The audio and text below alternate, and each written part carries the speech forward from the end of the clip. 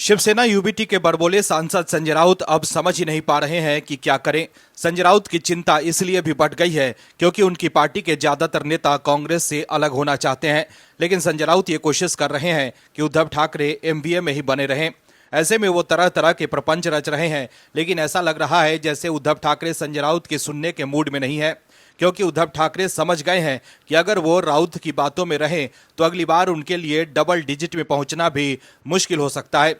यही वजह है कि अब उद्धव ठाकरे बड़ा फैसला लेने के मूड में है, जिसका खुलासा उद्धव के नेता ही कर रहे हैं। लेकिन उससे पहले संजय राउत की बेचैनी बढ़ गई है और वो उद्धव ठाकरे को यह दिखाने की कोशिश कर रहे हैं कि उनकी वजह से पार्टी की हार नहीं हुई है। लेकिन अब उद्धव ठाकरे समझ गए हैं कि हिंदुत्व से अलग होकर उन्होंने गलती कर दी थी और अब अगर वो कोई फैसला नहीं लेते हैं तो पार्टी में और टूट हो सकती है और अब पार्टी के सांसद भी पाला बदलकर बीजेपी के साथ जा सकते हैं। बीजेपी के नेता अभी से ही ये दावा करने लगे हैं कि एमवीए के कई सांसद हमारे संपर्क में है। यही वजह है कि उद्धव ठाकरे अब बदले बदले से लग रहे हैं और इस बात से संजय राउत की नींद गायब हो गई है। इस खबर में आगे आपको बताएंगे सब कुछ डिटेल में कि कैसे उद्धव ठाकरे संजय राउत के मंसूबों पर पानी फेर रहे हैं। तो बने रहिए हमारे साथ अंत तक और देखिए हमारी ये खास रिपोर्ट। साथ ही आप दर्शकों से विनम्र निवेदन है कि चैनल को सब्सक्राइब जरूर करें। विधानसभा चुनाव में करारी हार के बाद उद्धव के खास नेता संजय राउत सदमे में है। संजय राउत बातें तो बहुत बनाते हैं, लेकिन चुनाव जितवाने की जगह हरवा ही देते हैं। संजय राउत ने उद्धव ठाकरे को भरोसा दिलाया था कि बीजेपी से अलग होकर वो अगले कई सालों तक सत्ता में बने रहेंगे और फिर से वो ही सीएम बन जाएंगे। कांग्रेस के साथ ही उन्हें चुनाव लड़ना चाहिए, लेकिन संजय राउत की वजह से उद्धव ठाकरे की पार्टी लगभग खत्म हो गई है, जिसके बाद अब संजय राउत सवालों के घेरे में है। लेकिन वो कोशिश कर रहे हैं कि पार्टी के नेता उन पर हार का ठीकरा न फोड़े, इसलिए वो अलग अलग तरह के प्रपंच कर रहे हैं, लेकिन हर बार वो बेनकाब हो जा रहे हैं। संजय राउत पहले ईवीएम पर आरोप लगा रहे थे, लेकिन ईवीएम पर उनकी दाल नहीं गली। चुनाव आयोग ने बता दिया कि ईवीएम में कोई गड़बड़ी नहीं है, आप सबूत दें, लेकिन संजय राउत कोई सबूत ही नहीं दे पाए। तो अब वो नई बात लेकर आए हैं। हार के बाद अब वो महाराष्ट्र में लागू लोक कल्याणकारी योजनाओं को शक के घेरे में डाल रहे हैं। उन्हें लग रहा है कि कैसे भी करके लोगों को गुमराह किया जाए। पहले वो लोकतांत्रिक व्यवस्थाओं पर सवाल खड़े कर रहे थे और फिर उससे भी बात नहीं बनी तो ईवीएम घोटाला का आरोप लगा दिया और उससे भी उनकी बात नहीं बनी तो अब वो नए नए आरोप लेकर आ रहे हैं। दर्शकों, विपक्ष की ये कोई पहली दोहरी मानसिकता नहीं है। विपक्ष चाहता ही नहीं है कि सरकारें आम लोगों के हितों को साधे। विपक्ष चाहता ही नहीं है कि देश बेहतर राह पर आगे बढ़े, लेकिन राष्ट्र प्रेमी बीजेपी गठबंधन की सरकारें लोगों का भला करती है और संजय राउत जैसे विपक्षी नेता उसमें रोड़े अटकाने लग जाते हैं। दरअसल महाराष्ट्र विधानसभा चुनाव के बाद बीजेपी सबसे बड़ी पार्टी बनकर उभरी है। महायुति को स्पष्ट बहुमत मिला और देवेंद्र फडणवीस मुख्यमंत्री बने, जबकि एकनाथ शिंदे और अजित पवार उप मुख्यमंत्री बने। हालांकि कैबिनेट विस्तार अभी बाकी है। कहा जा रहा है कि लाडली बहना योजना से महायुति को फायदा हुआ है। इतना ही नहीं, चुनाव नतीजों के बाद एकनाथ शिंदे, देवेंद्र फडणवीस और अजित पवार ने भी लाडली बहनों को धन्यवाद दिया है। लेकिन संजय राउत सरकार के इस योजना से चिढ़े हुए हैं। संजय राउत ने लाडली बहना योजना को लेकर सरकार की आलोचना की है। संजय राउत ने कहा है कि कुछ लोगों ने लाडली बहना योजना का गलत फायदा उठाया। चुनाव में महिलाओं के वोट खरीदने की कोशिश की गई। मुंबई में जिन महिलाओं की आय अच्छी है, ऐसी महिलाओं ने भी लाडली बहना योजना का गलत फायदा उठाया। संजय राउत ने कहा कि हमारा रुख ये था कि ग्रामीण और शहरी क्षेत्रों में कम आय वाली महिलाओं को इस योजना से लाभ मिलना चाहिए, लेकिन इस योजना का लाभ अलग अलग क्षेत्रों में काम करने वाली महिलाओं ने उठाया। अब उनके सामने कुछ लाख ऐसी महिलाएं आ चुकी हैं। मेरा मतलब है कि आपने ये पैसा गलत तरीके से दिया और अब आपकी आंखें खुली है। इसका बोझ राजकोष पर पड़ रहा है। अब उनका आंदोलन शुरू हो गया है, क्योंकि पैसा कहां से आएगा, आय के साधन क्या है। संजय राउत ने कहा कि नई सरकार को इसका एहसास होना चाहिए। अब हमारी एक ही प्रार्थना है कि जिन महिलाओं को पैसे दिए गए हैं वे इसे छीन न लें। संजय राउत ने आगे कहा कि उन्हें नोटिस मत भेजिए, पैसा वसूलने के लिए आप कुछ भी कर सकते हैं। संजय राउत ने यह भी कहा कि जो घटनाक्रम चल रहा है उस पर हमारी पैनी नजर है। उन्होंने साफ कहा है कि लाडली बहना योजना का बड़े पैमाने पर दुरुपयोग हुआ है। दर्शकों, समझने की बात यह है कि आखिर क्यों विपक्ष देश हित की बात नहीं करता, आखिर क्यों वो बस लोगों को गुमराह करने की कोशिश कर रहे हैं। संजय राउत की पार्टी की महाराष्ट्र में हार हुई है। ऐसे में अब वो उन महिलाओं पर भी सवाल उठा रहे हैं जो लाडली बहना योजना का लाभ उठा रही हैं। संजय राउत महिलाओं पर ही सवाल उठा रहे हैं कि राज्य की कुछ महिलाएं गलत तरीके से पैसे ले रही हैं। ऐसे में आप समझ सकते हैं कि संजय राउत कितने बौखलाए हुए हैं। उद्धव ठाकरे जो ये सोच कर बैठे थे कि वो बाला साहब ठाकरे के पुत्र हैं तो जनता उन्हें वोट देगी और फिर से वो सीएम बन जाएंगे, लेकिन महाराष्ट्र के लोगों ने बता दिया कि बाला साहब ठाकरे की विचारों को आगे एकनाथ शिंदे बढ़ा रहे हैं, ना कि उद्धव ठाकरे। शायद अब उद्धव ठाकरे समझ गए हैं कि अगर उन्हें अपना राजनीतिक अस्तित्व बचाए रखना है तो कड़े फैसले लेकर आगे बढ़ना होगा, लेकिन संजय राउत हैं कि समझ ही नहीं रहे हैं। लेकिन अब ऐसा लग रहा है जैसे संजय राउत को झटका देकर उद्धव ठाकरे आगे बढ़ने के मूड में हैं। दर्शकों, महाराष्ट्र में विधानसभा चुनाव के बाद अब बीएमसी चुनाव की सुगबुगाहट तेज हो गई है। सभी दल इसी कोशिश में हैं कि कैसे भी करके अब बीएमसी पर अपना कब्जा हो जाए, लेकिन बीएमसी के इस जंग ने एक दिलचस्प मोड़ ले लिया है। महाविकास अघाड़ी अब टूट के कगार पर है। संजय राउत राहुल गांधी को अपना नेता बता रहे हैं, लेकिन ऐसा लग रहा है जैसे उद्धव ठाकरे का मन कांग्रेस से भर गया है। वो शायद अब कांग्रेस का मुंह तक नहीं देखना चाहते हैं, लेकिन संजय राउत हैं कि मान ही नहीं रहे हैं। शिवसेना यूबीटी बीएमसी चुनाव अकेले लड़ने की तैयारी में है। समाजवादी पार्टी ने पहले ही एमवीए से निकलने की बात कह दी है। वहीं शरद पवार की एनसीपी का मायानगरी की राजनीति में कोई खास वजूद नहीं है। अब उद्धव ठाकरे कम से कम इस चुनाव में कांग्रेस से भी नाता नहीं रखना चाहते हैं।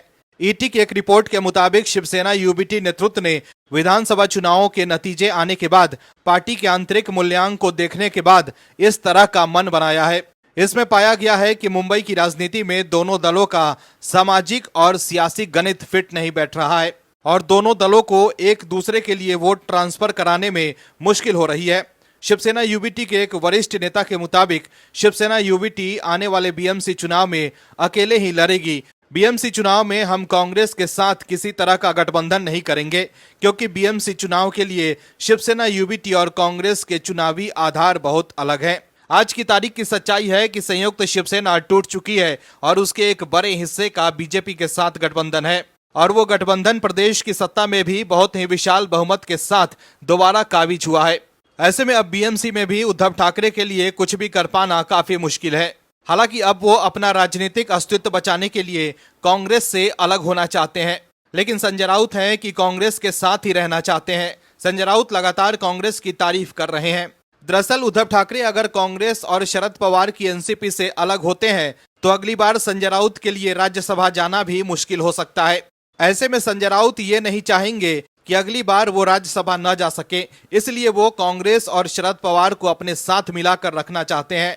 लेकिन उद्धव ठाकरे पर पार्टी के नेताओं का दबाव है कि उन्हें कांग्रेस से अलग हो जाना चाहिए, क्योंकि महाराष्ट्र के लोग अब ये मान चुके हैं कि असली शिवसेना शिंदे के पास ही है और उद्धव ठाकरे कांग्रेस के साथ जाकर कांग्रेस के रंग में रंग चुके हैं।